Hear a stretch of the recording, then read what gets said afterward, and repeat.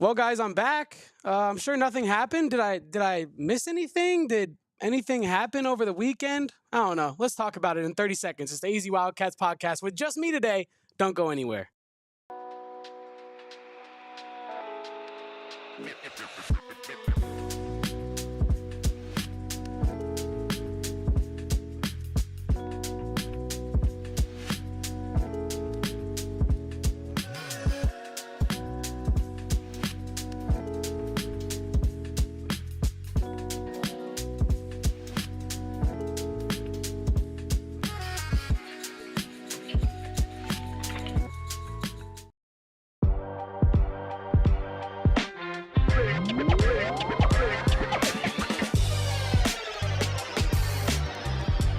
What is up, family? It is just me today on the AZ Wildcats podcast. I'm your host, Kevin Thomas, today, and I'm back from vacation. I went home for a little bit to St. Louis and Arizona.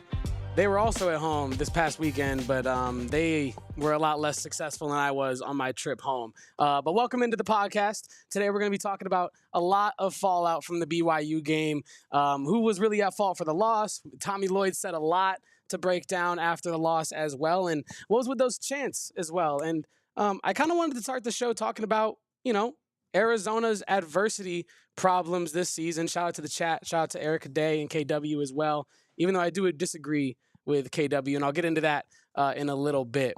But I want to start by saying this. I was in St. Louis, and on Saturday, obviously, Arizona played BYU at home, but also my hometown St. Louis Blues played hockey, and I was in attendance, and they lost. And I tweeted this earlier that night. I said, the Blues lose in a shootout. Arizona men's basketball, it's your turn to save my night. And, well, we all know that this did not go my way, as Arizona men's basketball would lose to the BYU Cougars and Kevin Young, unfortunately. Not saving my night. My night was not saved by the Arizona men's basketball team, but I did have a really good time in Ballpark Village. Shout out to St. Louis. It's a great place to watch any sport. They had Arizona. For those that don't know, Ballpark Village is next to Busch Stadium. It's where they do a lot of hosting and entertaining pregame. They have concerts, and it's like a club situation as well. There's like a robotic bull there. It's a kind of a crazy scene, but they have like tens of screens with all types of different games on. So if you're betting on this game or you're trying to watch this team, or the fights were on as well, if you're into UFC, it was a great time. Great hang. I was eating some nachos after the Blues game with my girlfriend at Ballpark Village, and they put Arizona up on the biggest screen possible in the place. And I was thinking, this is perfect for me. Just watch some St. Louis Blues hockey, got UFC on the small screen. I got Arizona basketball on the main screen. What could go wrong? This is amazing. Got my nachos, got my beer. This is awesome. And then Arizona's defense didn't show up. Kevin Young, and we're going to get into BYU here in the next segment, but Kevin Young runs a great system. It's an NBA style system. It's a very pro style scheme. And Arizona's dogs could not bark back on Saturday night. But like I said, Ballpark Village was cool, but the only problem about Ballpark Village is that it closes at 11 p.m. Central Standard Time, which is 10 p.m., obviously Arizona time. So I had to get out of there and listen to most of the second half on my drive home, right? So I had the game on the audio. I get home with about 3-4 minutes left in the game, right? And you might be like, well, if your Ballpark Village experience was so luxurious and wonderful, how are you watching the last shot? How are you watching the last foul call in this game? Well, folks, if you remember when George Pickens was drafted to the NFL, I looked a lot like this in my hotel room, like a crazy person watching the last, possessions of this basketball game. Caleb Love not getting a continuation because continuation doesn't exist in the sport that he's playing at the level that he's playing it at. And then obviously the Richie Saunders foul call against Trey Townsend. I was looking just like George Pickens was in this photo that went viral after he was drafted. I was looking just like that because I couldn't believe my eyes. I wasn't incensed because one call is never the reason why you lose a basketball game, right? And I'm the biggest proponent of that. I think and Tommy Lloyd kind of echoed this in his sentiments after the game as well. But there's never one call that defines a basketball game, right? It's unfortunate that we are looking at this call after as the the entire story of the game, right? And to an extent, it was the story of the game. But 96 points on McHale wood grain floors. Unacceptable. That's not an acceptable way to play at home. Tommy Lloyd was 43-1 before Saturday when his team scored 90-plus points in a game. I'm going to let that ruminate. 44 games going into Saturday. He had lost once when his teams scored 90-plus points or more. Now he has lost twice, right? And obviously that's not a huge number, but it's indicative of the problems that Arizona's defense was having stopping BYU on Saturday. And I'm watching this game and I'm thinking to myself, how is Arizona so capable of putting itself through adversity this season, right? Because they start the season and they lose Matthias Krivas, right? And that's a big blow. It kind of changes the entire way that Tommy Lloyd has to scheme his offense, because if you have a more, traditional big down low, you have to work with that.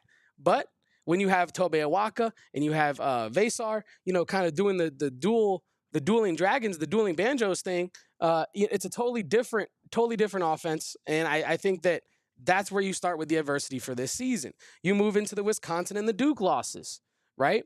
Wisconsin is the last team to put up this many points plus on Arizona. Now that BYU's done it, I think Wisconsin put up 103 points. It's the most points that Arizona's allowed since the Wisconsin game, right? The Duke loss. Duke is a hell of a team, one of the best teams in the nation. No shame in that loss at all. But it is another moment of adversity for this team where you kind of are taking their temperature, like, hey, are we hanging with this team early? Are we not hanging with this team early in the season? What's our level, right? And you play Duke and you think, okay, Duke might be a more traditionally talented squad, or whatever your cope or your rationale for the Duke loss was. You move into the Battle for Atlantis performances. Now that is where I think a lot of Arizona fans started to get a little bit worried, because you lose to Oklahoma and you lose to West Virginia, and you're thinking, Arizona might not be able to turn it around. That there was a lot of fans thinking that. I was starting to lean that way. I don't know if this year's team has the requisite dogs to get the job done, right? And then you move into the Iowa State victory, right? So you have all these losses that provide adversity for Arizona, but I think the Iowa State victory was not adversity, but it was a wake-up call, right? At home, you play I think Iowa State was the number 3 team in the nation at the time, and Arizona plays them incredibly well. But Iowa State was getting the better of Arizona up until the Caleb Love shot that sent it to overtime, and then the Caleb Love experience that we all think back to that night occurred. And I just wanted to kind of talk about how Arizona, after that win, we all thought, okay, maybe that was the biggest wake-up call possible. Iowa State almost steals one on your home floor. Caleb Love saves us. Delivers us to a victory in that game, maybe a game that Arizona did not deserve to win, some might say as well. And then you're thinking, okay, Arizona's really rounding into shape at the perfect time of the college basketball season. And then they lose to Kansas State on the road.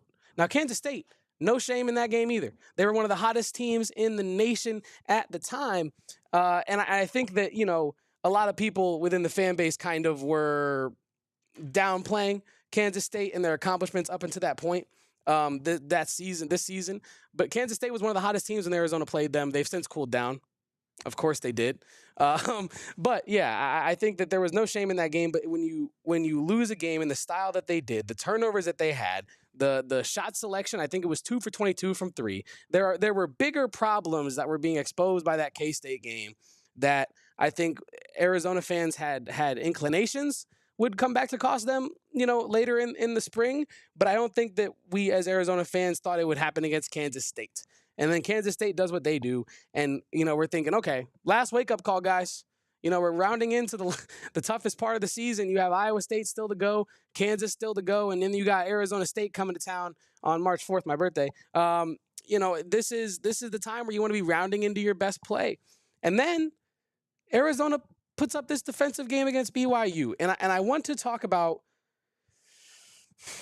I think maybe the most important thing that Tommy Lloyd said after the game was that the guys, and I'm saying the guys because that's how Tommy Lloyd refers to them, but the players, they were casual. That's a quote. They were, quote, casual in their approach to this game. Tommy Lloyd even implied in the clip that I'm about to play that guys might have showed up, maybe not plural, but a player or maybe multiple players might have showed up late to some sort of practice or walkthrough or something. And it made me think to myself, well, hold on. What is really going on here? Because that is an unacceptable thing to happen at this point in the season. Really, at any point in the season, you can't be showing up late to practices, and especially that. But especially when you're about to go into tournament time in less than a month now, that's not something that I, as a fan, want to be hearing. I don't want to be hearing that. Oh, the guys were lacking urgency in their closeouts against one of the best 3-point shooting teams in the nation, especially in the conference.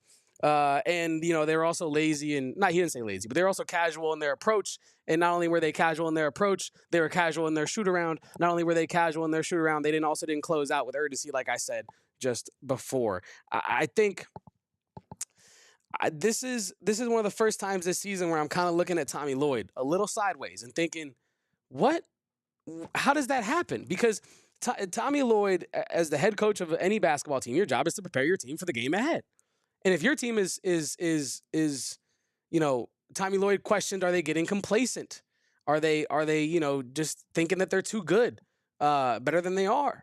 And I think at that point, with all the adversity that I just outlined, right, for Arizona this basketball season, how is that the point that we have reached as a fan base that we're watching our coach, our fearless leader, Tommy Lloyd, ask his players for more urgency and more intensity and more commitment to the game? Like, that to me is a big problem if you're showing up late or if you're taking shoot around against BYU casually. I think that's a problem. I'm not saying it's like an indictment against anybody or, head should roll. I'm not saying none of that, but it is a red flag. I think it's a huge red flag. I think it's probably the biggest red flag that Arizona has showed us this season as a fan base. I think, because Tommy Lloyd's acknowledged it. They're not a good shooting team.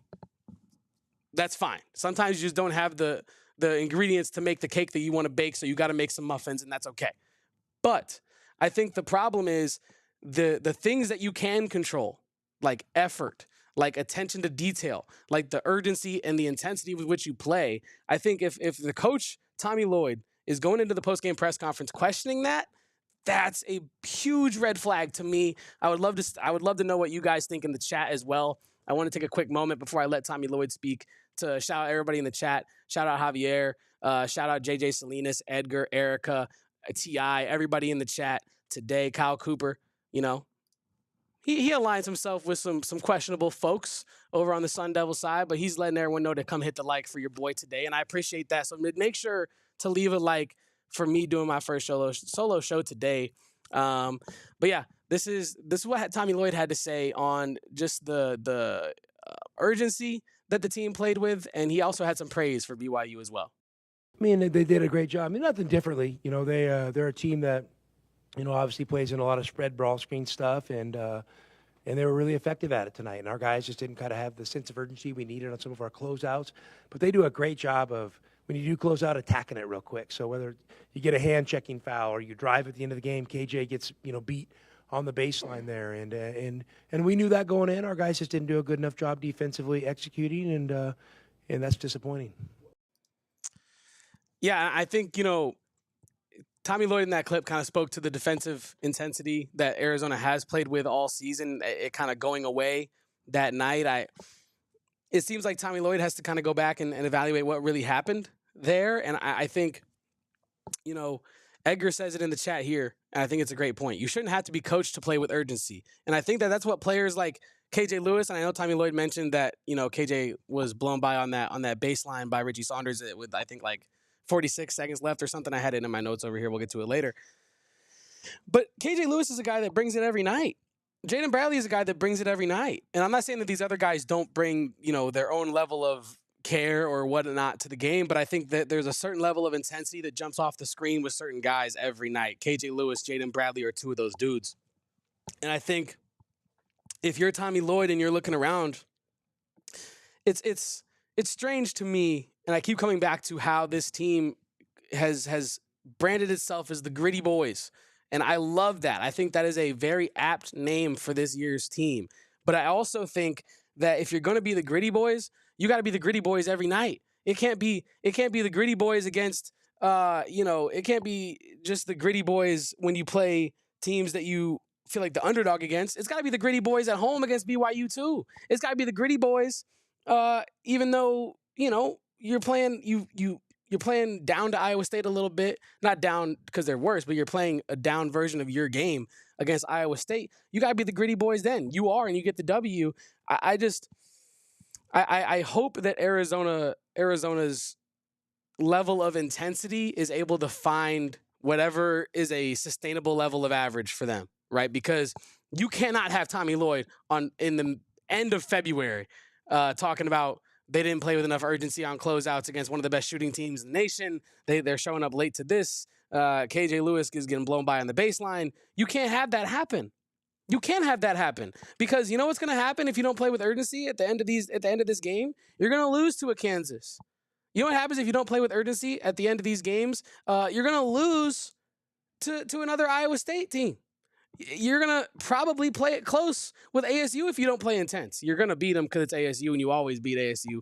They ain't never going to get a dub. They're not going to do it.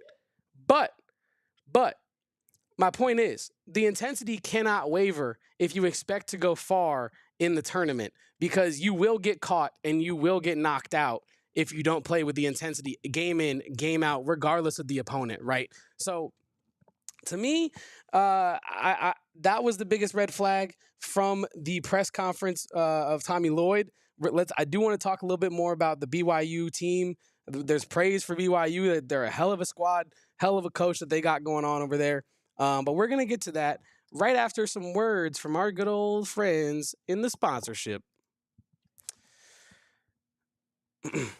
Well, ladies and gentlemen, one thing about me is I love to try new things. And one thing that's new to me is racing. And the Phoenix Raceway, NASCAR is returning to the Phoenix Raceway March 7th through March 9th. You can join us at the Stars of NASCAR battle as they battle it out for the Shriners Children 500 at Phoenix Raceway. There is nothing like witnessing the Stars of NASCAR battle 200 miles per hour on this 1 mile oval raceway in the foothills of the Estrella Mountains. And I will say, it's kind of crazy to me that they can go that fast and it's just like that short distance of just a mile. Like that's crazy to me. The intensity and the focus that those drivers must have. Hopefully Arizona can implement that in the rest of their season. 40 drivers will compete amongst the likes of Chase Elliott, Ryan Blaney, Denny Hamlin, I know that guy, Ross Chastain, and Bubba Wallace, Big Bub, and the 2024 NASCAR Cup Series champion, Joey Logano. It's a best-in-class fan experience the whole family will not forget anytime soon. So make sure to get your tickets at the Phoenix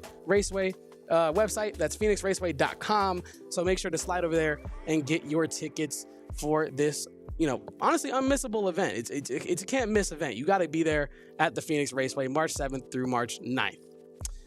Also, one thing I was missing in St. Louis was my neighborhood Circle K, because my neighborhood in St. Louis doesn't have a Circle K close to my mom's apartment.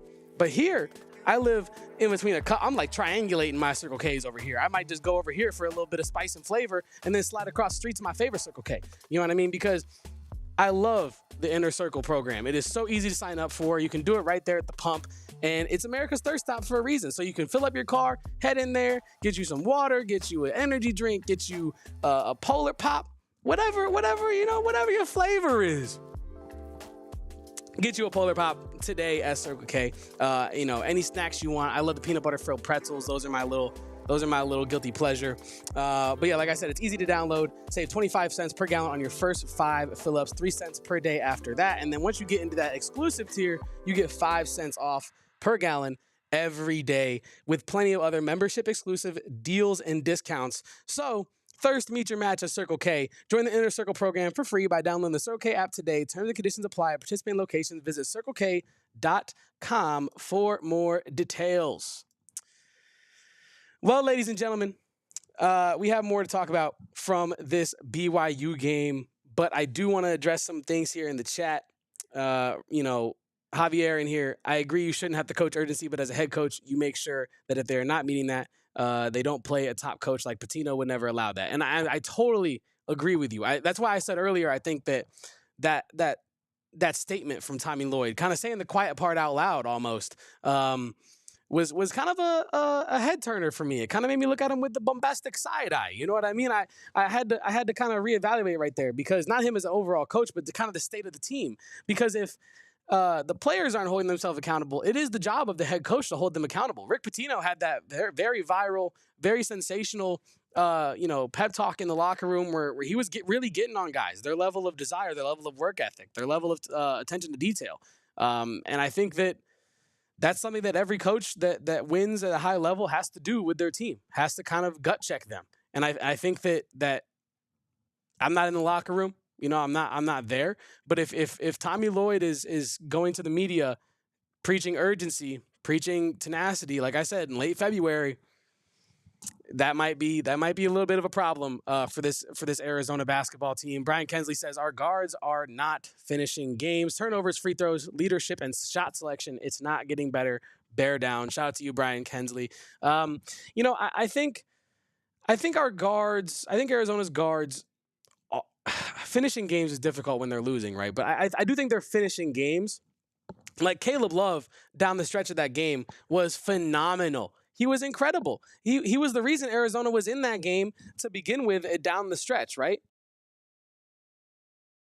Pardon me. Had to clear my throat there. But yeah, no, Caleb Love was incredible down the stretch. Jaden Bradley's I've been calling him the metronome because no matter what, he is keeping the pace of the offense for almost the entire season. KJ Lewis, if we're going to include him in this conversation as a kind of a tweener wing 2 kind of player, I think his defense is a huge reason why Arizona is able to close out victories this season. But there are 2 specific things that I think that Brian Kensley brings up here in this chat that are spot on, nail on the head, right there, hammer on the nail. I don't know, but you nailed it.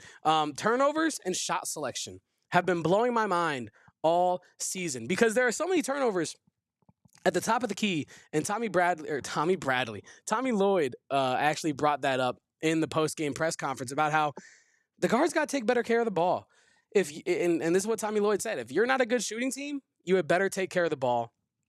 Arizona is not a good shooting team, and they're right in some of these losses. They are not taking care of the ball, and it's kind of a correlation is causation in this case. Arizona turning the ball over and not taking care of it, not making shots, not making smart shot selections on top of all of those other mistakes, really putting itself behind the 8 ball. And it's hard to win games when you can't catch up via shots. You can't, take care of the ball. The other team's able to capitalize on your mistakes. BYU in this game, ladies and gentlemen, their points off turnovers, they had 22 points off turnovers compared to Arizona's 10. That's a plus 12 advantage in the points off of turnovers category for BYU in a game that they win by 1 point. 1 point. So we do want to talk about, the and one at the end of the game that wasn't an and one for Caleb Love. We want to talk about the Tony Padilla clown show that was, and I hate the call. I really hate the call. I think you don't make that call from half court if you're Tony Padilla. You just simply don't. The ref that has the best view of it right there, 3 feet away on the baseline, hands at his side, not even an inkling that he's about to call a foul. No indication that he's going to call a foul on that play because there's not one to call. We want to talk about all of this, and all of that is true. Everything I just laid out is true. There was some shenanigans at the end of the game that might have cost Arizona the game. But Arizona cost itself the game way before that. 14 turnovers to BYU's 9. Like I said, the points off turnovers discrepancy. Second chance points, BYU leads by 4, despite being out-rebounded on the offensive glass by 4 in Arizona's advantage. Arizona gets less second chance points. BYU outscores Arizona's bench by 7. BYU is a talented, kind of deep team to an extent. But all season, in the games that Arizona has really, truly shined its brightest, the bench has done its best, right? And getting outscored by 7,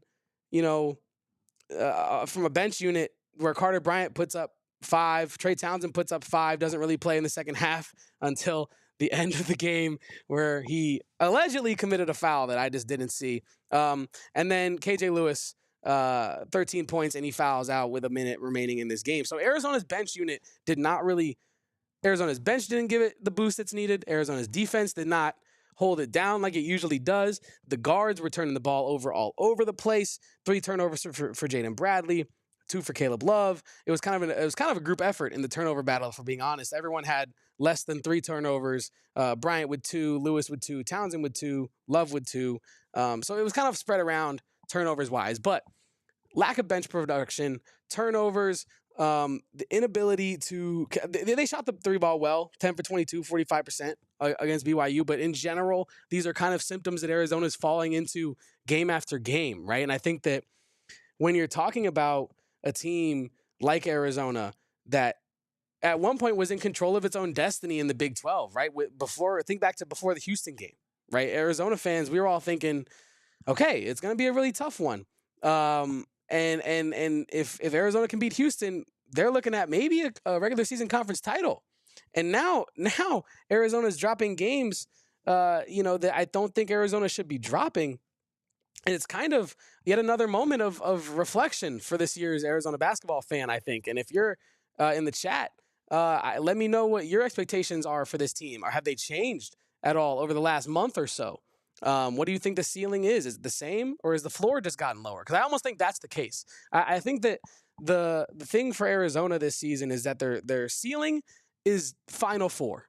The Arizona ceiling has always been Final Four this season, right? Because you have a top-end scoring guard like Caleb Love. The defense is championship quality, and Tommy Lloyd's a hell of a coach, right? Regardless of how you feel about his in-game adjustments or his late-game play calling, he's a hell of a coach. Arizona's ceiling is Final Four. Their floor? Oh, buddy. Their floor has been raising and lowering all season, right? Is it a first-round exit, first weekend? Is it a Sweet 16? Is it what is it, right? And I think that's kind of where I'm reevaluating, like how early will Arizona, be able to make these changes? Is it too late? It's obviously they have time to make the changes, but will they? Right? That's the question. But a little bit back to BYU here. I want to give some praise to BYU. They're a hell of a team. I don't want to come off as like I don't think that Arizona should have lost to BYU, the program, or that roster. That's a hell of a roster, hell of a program. But that individual game, Arizona should not have lost if it was playing up to its full capacity. I think if we're all being honest with ourselves, that's the truth of the situation. I think that, look, it was BYU's fourth win in a row, second consecutive over a ranked opponent. They just beat I don't even want to get too vulgar. They just destroyed Kansas on Tuesday, and they are 8-0 this season when making 14 3-pointers. They were 10 of 34 against Arizona earlier this month when they played. So yeah, I think BYU, hell of a team, hell of an offense, right? That the style of screening and ATOs that they run, super successful. I think Damon said it on the postgame show after, and I kind of feel the same way. Every time Kevin Young and BYU call a timeout, they're getting a bucket outside of that timeout, and that's an NBA mentality, right? That is understanding the importance. That's Kevin Young understanding the importance of every single point matters in a game, because I forget which player it was, but Chris Paul played on a team. And it might have actually been Devin Booker. It might have been.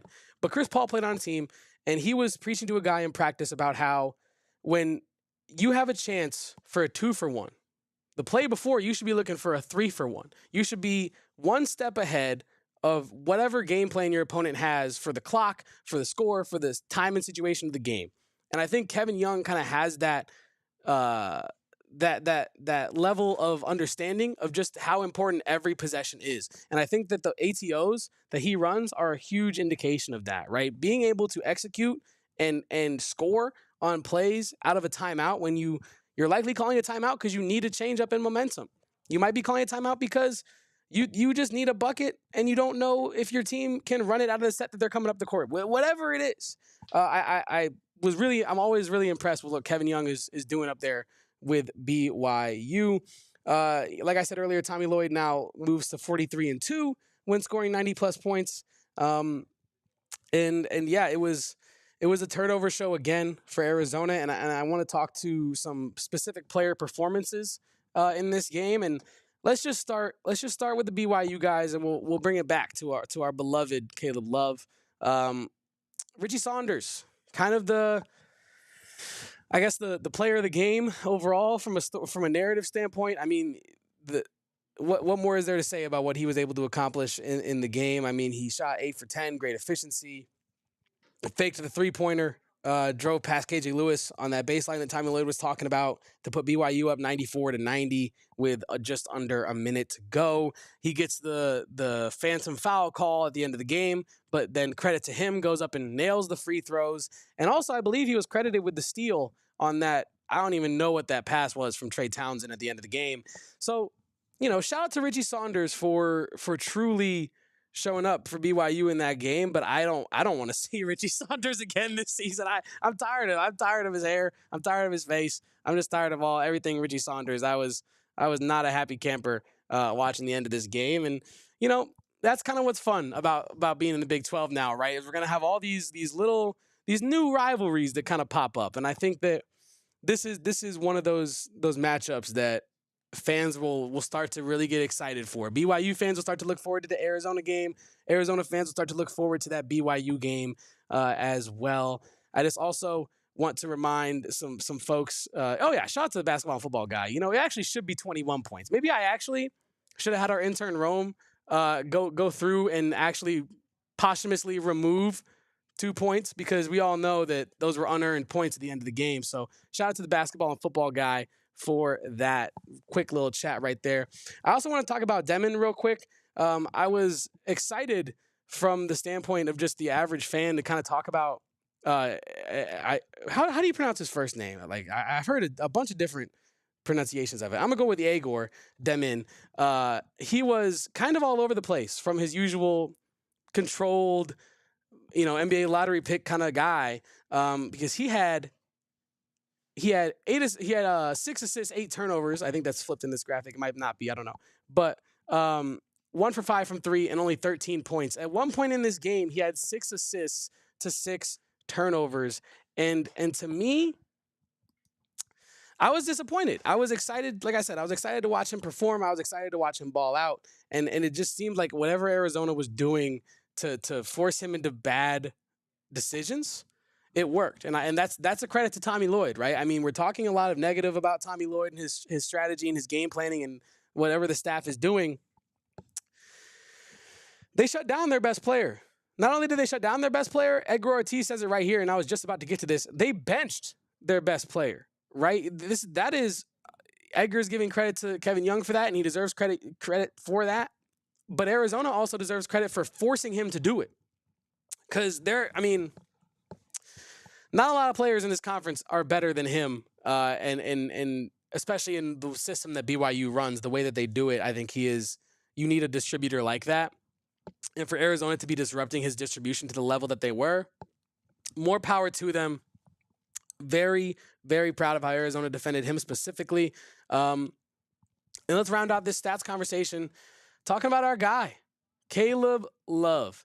Now, he had 27 points, 5 assists, 3 boards, and now the most important thing to me, this man went out and shot 10 free throws, knocked down 9 of them. Let's remove the result right now. I am so happy that Caleb Love was getting downhill. I am so happy that Caleb Love was able to, I don't know, the shot selection was better in this game from Caleb Love, from what I saw. Obviously, I was a little busy that night, but from what I was seeing, Caleb Love, his shot selection was better. I tweeted it out. Caleb Love, never afraid. Because when Arizona needed a guy, when Arizona needed a bucket, we have a lot to say about Caleb Love, but we all know where that ball is going when Arizona needs it. It's going into the hands of Caleb Love. And like I said, he was never afraid. He should have got that and one if there was some continuation at the level of college basketball. He was making his shots. He scored 17 of his points in the second half, did so on 4 of 8 from the field, and 10 of those 17 came in the final 2 minutes of the game, ladies and gentlemen. Man's a beast. Like, what can I say? Like, Caleb Love, I've had a lot to say about Caleb Love's game this season, but when it matters most, our guy Caleb's there for us, and that's a sign of a good friend, a good player, a likable teammate to have. When you need him, he's there. And I think that it's unfortunate that Caleb Love did not get rewarded with this being remembered as another clutch Caleb Love moment from this season, because, he'd have the shot. I think he had a shot to force it to OT in the battle for Atlantis against West Virginia, but they lost that game. I think that was him that made that shot. He's had a couple of huge moments this season. And I think it would have been really nice for him on a personal level to get rewarded for that, especially with the free throw shooting that he had. But yeah, I was really, really happy with the way that Caleb Love was executing down the stretch of that game. And that was one of my first takeaways when Saunders' free throws went in. Was that's unfortunate because Caleb Love just balled out and he did exactly what Arizona fans want him to do, right? And shout out to BYU Dojo in the chat. He said on his Twitter, it's Yegor it's Yegor Damien. Okay. Yegor Damien. Okay. Thank you. I appreciate you for that. But yeah, like I said, Caleb Love was there when Arizona needed him most. The final 2 minutes of this game was Caleb Love trying to take over and single-handedly carry Arizona into the victory. Now, I thought this was interesting. Tommy Lloyd also said he used the word stole, like as if Caleb Love, if Arizona had won the game, they would have stolen the game. I thought that was interesting, considering the end of game conversation that a lot of Arizona fans had was that we were robbed, and I felt robbed as an Arizona fan too. Don't get me wrong, I'm not from the other side here, but I'm saying it's interesting to hear some perspective from Tommy Lloyd, right? Because if all the Arizona fans feel like, oh, we got robbed, Tony Padilla, BYU, I can't believe this, Trey Townsend, oh my God, and Tommy Lloyd saying, hey, we didn't play good enough to win that game. If we did win that game, we would have stolen a victory from the jaws of defeat. And Arizona actually, ends up stealing defeat from the jaws of victory at the end of the game. But I thought overall, I think that's the right feeling to have, right? That if Arizona was able to make the comeback late in that game and actually win, it would have been them stealing a victory. And I think that is, excuse me, again, something that Arizona has kind of encountered a couple times this season. Iowa State, it went their way, and in other games it hasn't. Like the West Virginia game, it didn't. Like that shot that forced overtime, it didn't end up working out. But overall, I really think that against teams like BYU, who are clearly super talented, clearly super well coached, you have to go out and execute, right? And Arizona just simply did not execute in that game. And this is Tommy Lloyd on the call. I do think it's interesting what he had to say. This is Tommy Lloyd on the end of the game in that foul call on Trey Townsend. It's a bad call. I mean, like, whatever. What am I going to say? I mean, you hate for a game to be decided by that. I mean, Trey, I feel horrible for him. The guy didn't play in the second half. I tightened the rotation. He played good defense. Guy's pivoting, throws his shoulder at him, throws up a shot and falls down. It's a foul with 2 seconds to go. I mean, listen, it's the Big 12. That's what I'm told. And the guy who called it's one of the best refs. So, we got to live with it. But step back. They scored 93 points up to that point on our home court. That's the problem. That's the problem. Me and my staff and our players, that's the problem, not the officials. It would have been great to steal a victory, if they don't call that, but still don't put yourself in that position. That's the problem. Yeah, and you heard him say it right there, folks. It would have been nice to steal the victory, but the call ultimately was not the problem with this game. And if Arizona goes on to not go far in the tournament, it's not going to be the referee's fault, right? Like, it's going to be the same. And my point with this is that it's going to be the same issues we're talking about with this BYU game that cost Arizona in the tournament, right? So, yes, it was a horrible call from Tony Padilla, who I think, Tommy Lloyd saying that it was a horrible call, and then very quickly being like, hey, I heard this was the Big 12, right? I thought we could play a little bit, and Tony Padilla is supposed to be the best. I heard. I thought that was a very nice way of saying, like, I expect better from this conference and from him as a referee without going into the full, find me territory, right? I think Tommy Lloyd's a very respectful dude, very smart dude, and I think that was the best answer for that kind of a situation. Classy answer, doesn't go at Tony Padilla really, but acknowledges like, hey, that's an awful call. But you know what else is awful? 96 points on your home floor from BYU.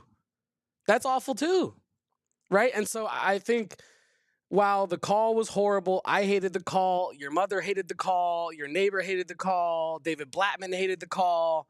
It really didn't. It shouldn't have mattered at the end of the day. It should never have been a 1-point game with BYU and again, not saying BYU is a bad team, but if we expect this Arizona team to play to the level that we know that Arizona can play to, they should have beaten BYU on McHale's floor that night, and that's just the facts of the situation. Now, we do have some more to talk about on the other side of this break. We're going to talk about Arizona moving down in the polls to number 22 after this loss. We're going to talk about the really controversial chants, really ugly chants after the game. We're also going to get some more words from Tommy Lloyd. But first, we do have some words from our good friends in the sponsorship realm. Well, ladies and gentlemen, I wish I had one on today, but unfortunately, I do not have my Branded Bills on today, and that is on me, because Branded Bills is the best way to elevate your brand. They probably have, and actually scratch that, I will say. Branded Bills has the most comfortable hat you will ever put on your head, and if it's not the most comfortable hat, you can at me on Twitter, okay? Because I'd be shocked if it's not the most comfortable hat you've ever put on your head in your entire life. Whether you need snapbacks, chuckers, fitteds, beanies, or tees, Branded Bills has you covered with performance and style, which is the most important part of the whole situation here. And if you're looking to cover some gear, if you're looking to have some gear to cover your brand, Branded Bills has got you. You can elevate your brand with Branded Bills. They have all the custom stuff you need. Branded Bills has you covered. You can start your order when their dedicated team will help you create the exact custom apparel that you need to elevate your brand. And plus, you're supporting local. They're a local company from right here in Arizona, specifically Mesa. So make sure to head to brandedbills.com and use code PHNX for 20% off your first order. That's brandedbills.com, code PHNX for 20% off your first order. And also, I wanted to give another shout out to our great friends over at Spinato's. I had some pizza in St. Louis. I'll admit, I cheated on Spinato's. I did. But it wasn't as good as Spinato's back home. Let me tell you what. Spinato's is the place to be, especially if you're a Suns fan, because they have these awesome Suns watch parties. And I know Suns games have not been the best this year. But hey, what better way to watch the Suns than with people you like? If you don't like the team, at least like the people you watch the team with, right? And so Spinato's is hosting official watch parties throughout the season where you can watch the game with Phoenix Suns dancers and the gorilla, the gorilla that be doing the little halftime flips. You can watch it with him too. So stop by for your chance to win free Suns tickets, gift certificates, and more exciting prizes. You got to enter Spinato's pizza competition, which is pretty much just horse, but they spell pizza because they're creative and cool like that. But yeah, you can win free pizza for a whole year. That's 12 calendar months of free pizza, and you also get free tickets to the Suns game on April 9th. So what's better than that? Mark your calendar, Suns fan. The excitement starts at Spinato's. Get all the info on watch parties and pizza basketball contests at spinatospizzeria.com. Spinato's, the official pizza of the Phoenix Suns. Well, folks, we got about 18 minutes left in this show and some change. I just wanted to, remind everybody to hit the like button, leave a comment in the chat, say what's up to me today. I feel a little lonely in here, just being myself and I, talking to the chat. I was talking to our friend Anthony Totri pre-show about how, usually when I talk to myself in the mirror and I just kind of am mumbling to myself, people think I'm crazy. But when I do it here and I just talk to this inanimate camera and all you in the chat, I'm sane, and this is what I get paid to do. So I love that. I love not being looked at as crazy, and I love being able to talk to all of you today, just you and I in the chat. So make sure to leave a like and subscribe to the channel because I appreciate all the support, guys. But let's start here with the end of the game situation, the kerfuffle, if you will, at the end of the game. So Richie Saunders hits the 2 free throws that were undeserved. Whatever, neither here nor there. And now this is something that I really want to dig into a little bit. There's about 3.2 seconds on the clock, and Trey Townsend is the one inbounding the ball. Let's start there. Trey Townsend, however you feel about Trey Townsend, the basketball player, even at his absolute best, there's no reason why your power forward should be the one inbounding the ball on a 3.2 seconds left in the game.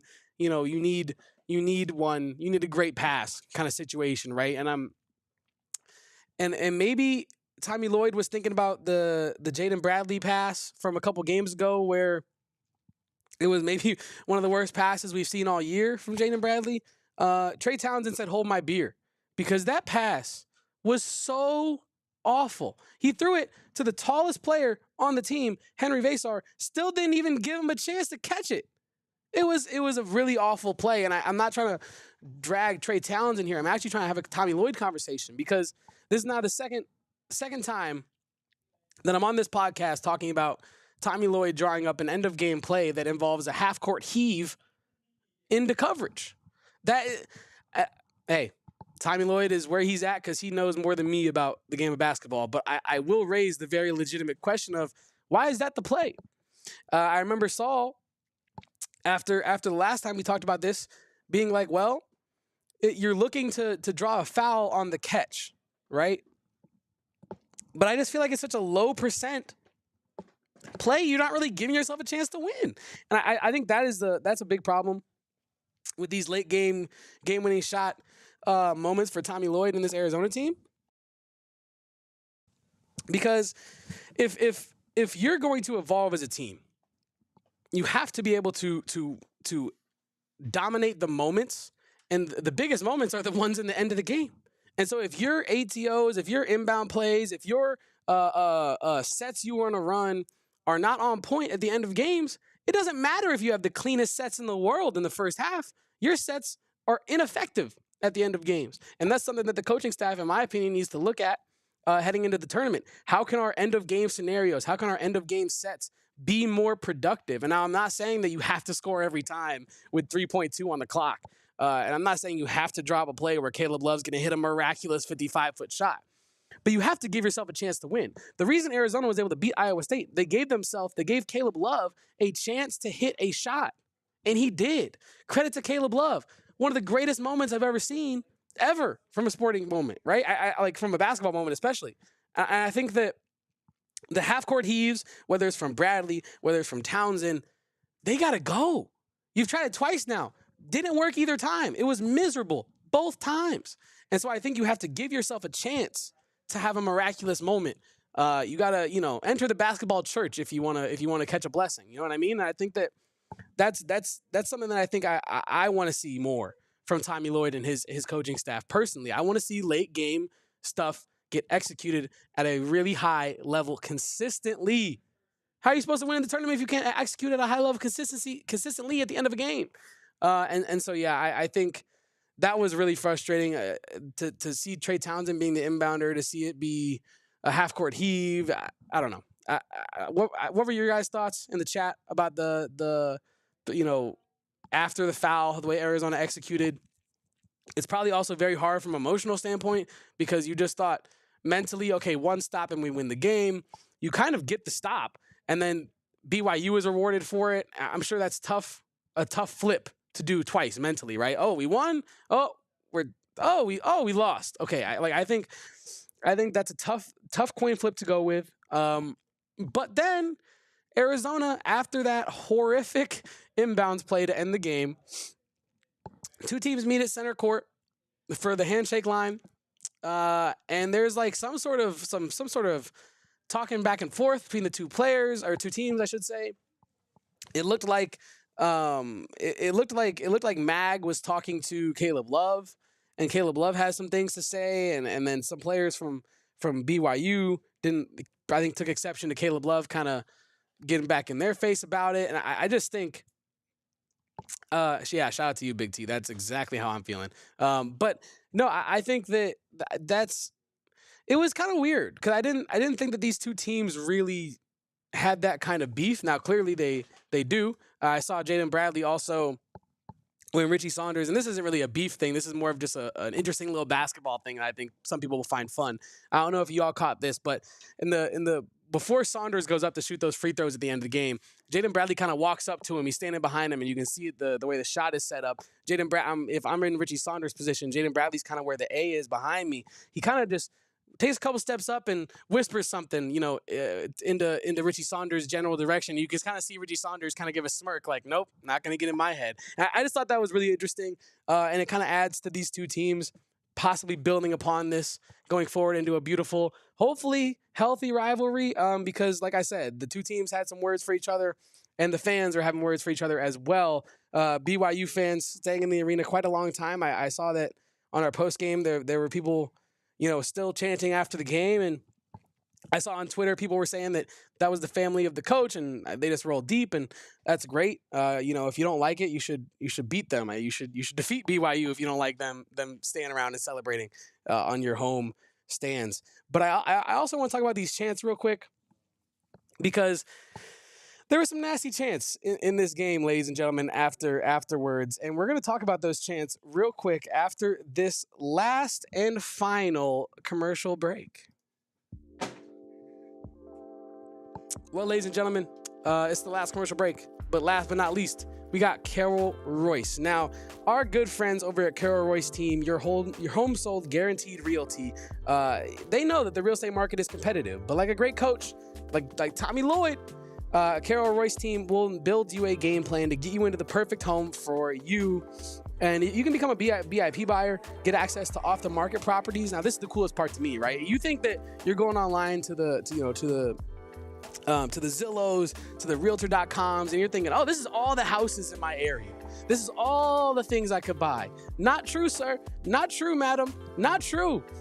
You can look at all different off-the-market homes with Carol Royce. Worried about financing? Carol works with the best lenders, ensuring you get the best rates and loan options. And Carol's so confident you'll love your home that if within 18 months, if you don't like it, if you're not happy with your kitchen, if you're not happy with the tiling, if you don't like the backyard, the way your dog runs around it, they're just gonna buy it back. Ain't that the craziest thing? So shout out to our friends over at Carol Royce Team. If you're ready to buy your dream home, take the next step. Call Carol Royce at 480-776-5231 or visit Carol Royce online at carolroyceteam.com. That's carolroyceteam.com. Terms and conditions apply. Well, also want to give a great shout out to our friends over at Gila River Resorts and Casinos. I was missing the Gila River Resorts and Casinos in St. Louis, man, because it's just no experience like that in the casino game. Let me tell you that right now, ladies and gentlemen. So you can get ready to rev your engines with this Lamborghini Lux giveaway that they're doing over at Gila River. Here's how to win. You can play to win every Friday in January and February. You have a chance to win cash, free bonus play, or qualify for free grand finale drawings, weekly drawings as well every Friday at 7 p.m. for exciting prizes. And for the grand finale, join us on Saturday, March 1st at Wild Horse Pass, where one lucky winner will drive away with a lamb chop, a Lamborghini.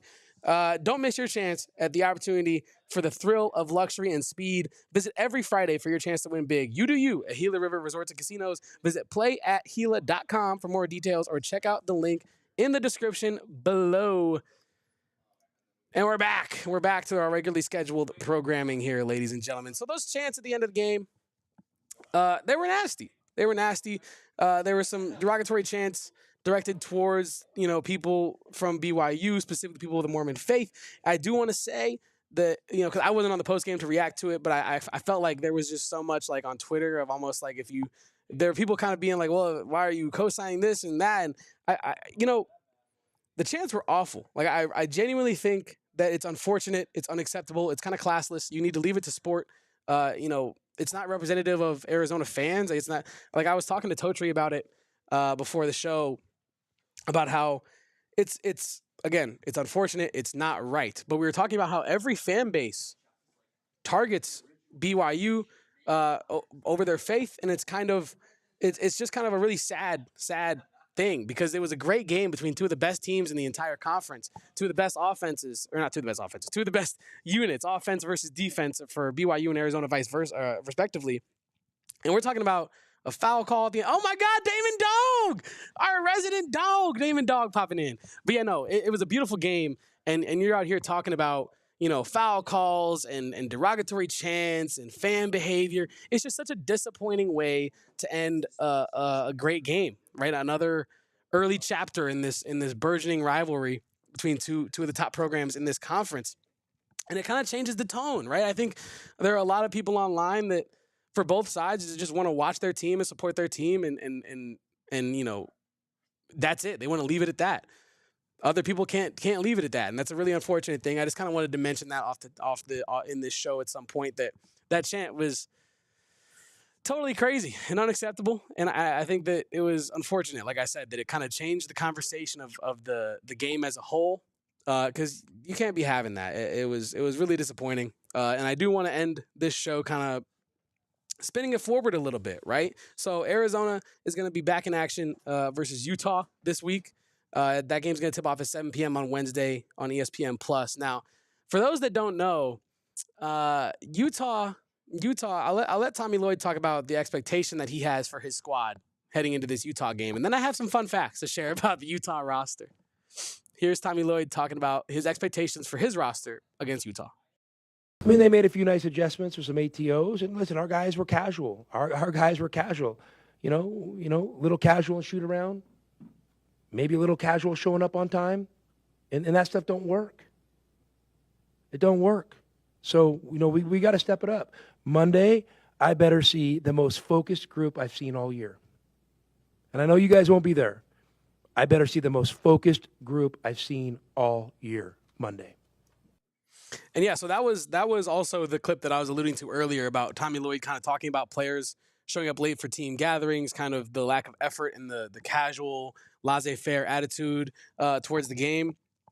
That was unacceptable, but I do think it was interesting that he's kind of just saying, I expect this to be the most focused and intense game that they've played all year, kind of. And I think I hope that that's because Tommy Lloyd is getting in there, letting him know exactly how unacceptable their approach to the game was heading into Saturday and the results that they reaped because of it. You reap what you sow, and Arizona was sowing some really lazy seeds heading into BYU, and they got all of that that they earned in that game. And, Utah is not one of the best teams in the conference, but I think the interesting thing about Utah is that they have had some really big wins this season. K-State and Kansas, I believe, as well.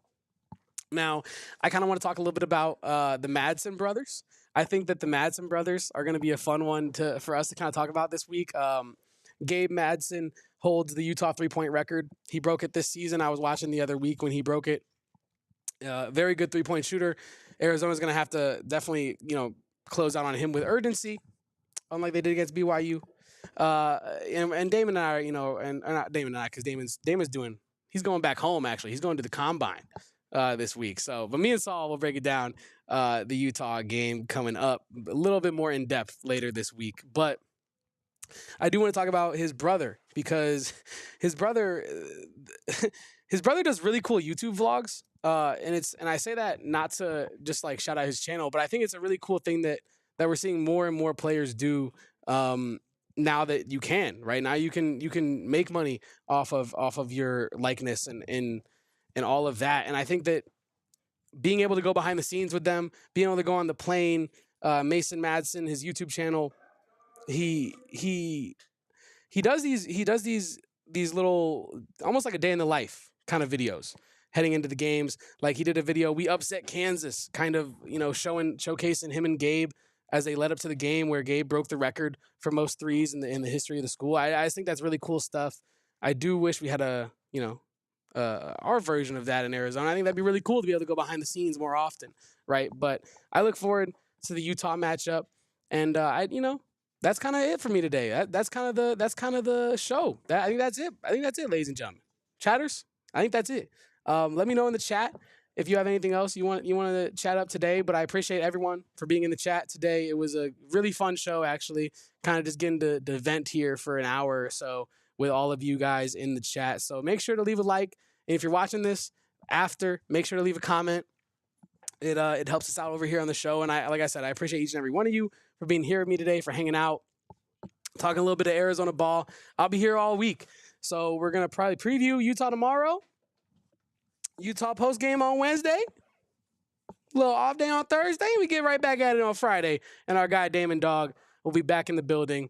I think on Saturday Damon returns officially. So yes, he won't be on that Friday show, but he will be back with us over the weekend. We do miss our guy Damon Dog, as he is right here. The Combine King Damon Dog. But yeah, I appreciate all of you for tuning in today. It's been a really fun episode of the AZ Wildcats podcast. I'll be back with you tomorrow with another episode of the AZ Wildcats podcast. And until then, bear down and go Cats. Also, shout out to baseball. Shout out to the freaking amazing Frenchmen. And shout out to our softball team. We're going to get more into that tomorrow, but I ran out of time today. Had too much thoughts to catch up on in the BYU game. So shout out to everyone. killing it in Arizona athletics. Bear down and go Cats. We all silly like the mayor.